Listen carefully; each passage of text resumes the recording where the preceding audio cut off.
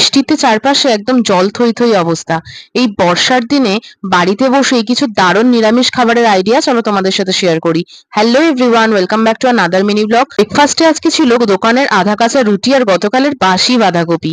দুটোর কম্বিনেশনটা একসাথে বেশ ভালোই লাগছিল আমার। তোমরাও কিন্তু এটা ট্রাই করতে পারো, খুব একটা খারাপ লাগবে না, ভালোই লাগবে। প্রয়োজনীয় টুকটাক জিনিসপত্র কিনতে বেরিয়ে দেখলাম চারপাশটা একেবারে পুকুর, নদী, সমুদ্র হয়ে গেছে। এক হাঁটু জল পেরিয়ে পৌঁছলাম আমি দোকানে। বাড়ি ফিরে দুপুরে ভুরিভোজ করতে বসলাম। এখানে বানানো হয়েছে বাসন্তী পোলাও আর আলুর দম। সম্পূর্ণ নিরামিষ ভাবে খাবারটা বানানো হয়েছিল। দেখতে যেরকম টেম্পটিং লাগছে, খেতেও কিন্তু ছিল দারুণ টেস্টি। একদিন ধরেই মাকে বলছিলাম বাসন্তী পোলাও আর আলুর দম বানানোর কথা। তার সাথে ছিল পাঁপড় ভাজা, চাটনিটাই শুধু মিসিং ছিল। শেষ পাতে আজকে ছিল মিষ্টি দই, যেটা একদমই মিষ্টি ছিল না। রাতে একদমই পোলাও খেতে ইচ্ছা করছিল না, সেই জন্য গরম ভাতের সাথে বানিয়ে নিয়েছিলাম আলু চচ্চড়ি। কেমন লাগলো আজকে ভিডিও অবশ্যই জানাও। ভালো লাগলে একটা লাইক করে দিও, চ্যানেলটা সাবস্ক্রাইব করে দিও। দেখা হচ্ছে নেক্সট ব্লগে।